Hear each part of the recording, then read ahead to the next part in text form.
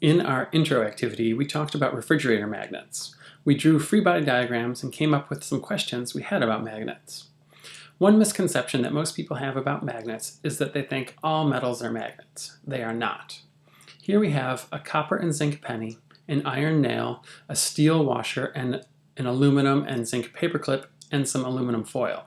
Are they all magnetic?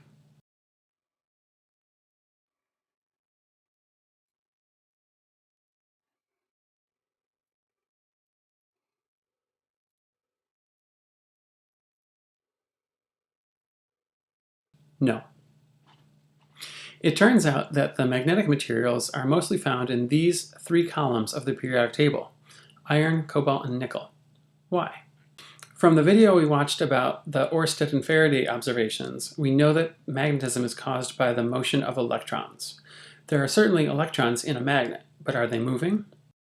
They are orbiting the protons in each of the atoms. These orbits count as little currents.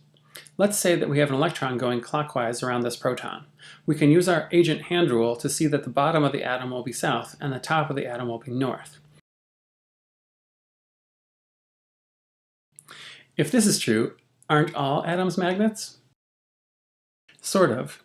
In most atoms, it's the case that every time you have an electron going clockwise, you have another electron going counterclockwise. These currents cancel out, resulting in no net magnetism. What's so special about the iron, cobalt, and nickel rows then? The metals in these columns are called transition elements. They have more unpaired or uncancelled orbiting electrons than the elements in other columns. These microscopic effects add up to give chunks of these materials macroscopic magnetic properties. Not every piece of iron or cobalt or nickel is a magnet, even though each atom is a magnet. The atoms that are next to each other don't necessarily have the same magnetic axis. They might be in different orientations. Check out these two pictures. The top picture shows all the atoms in this material lined up the same way. This object would be a macroscopic magnet with a north end and a south end.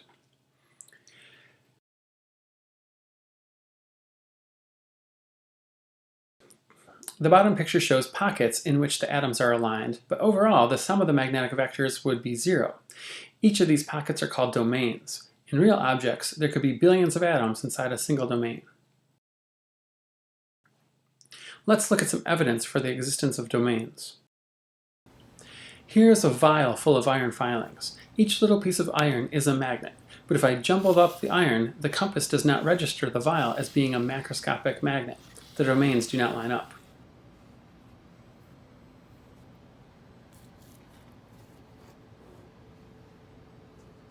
However, I can use this external magnet to line up the domains. By petting the vial, I can twist and shift all the loose iron filings so that they line up together along one axis.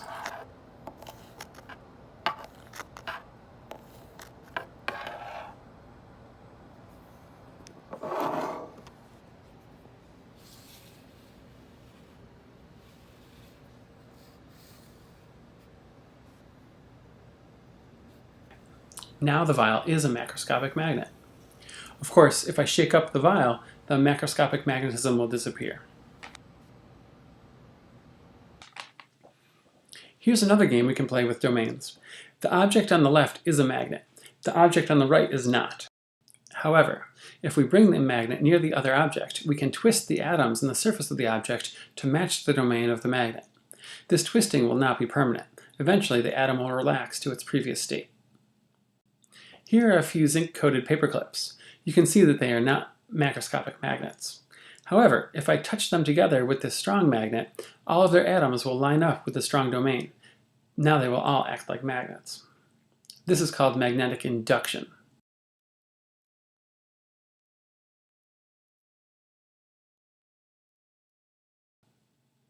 I'm mean to my magnets. I store them all in this bin. They're all jumbled up and their domains wreck each other. All of these magnets are pathetically weak. That's okay, I can fix them. This blue box contains 2 big coils of wire. When I plug the box into the wall, a current runs through each of the coils and a large magnetic field is produced. If I stick my broken magnets into this device, their atoms will line up with the coil's field and I can create one big domain in each one.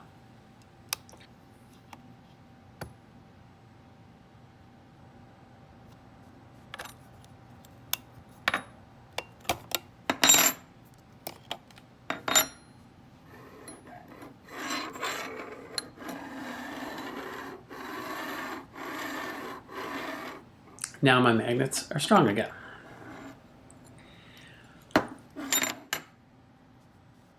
Before these coils existed, people made magnets in blacksmith workshops. Suppose I hit a piece of iron with a hammer. At the point of contact, all the atoms will start vibrating. While they are loose and vibrating, they will be influenced by the external magnetic fields and will come to rest slightly more lined up with that external field than they were before.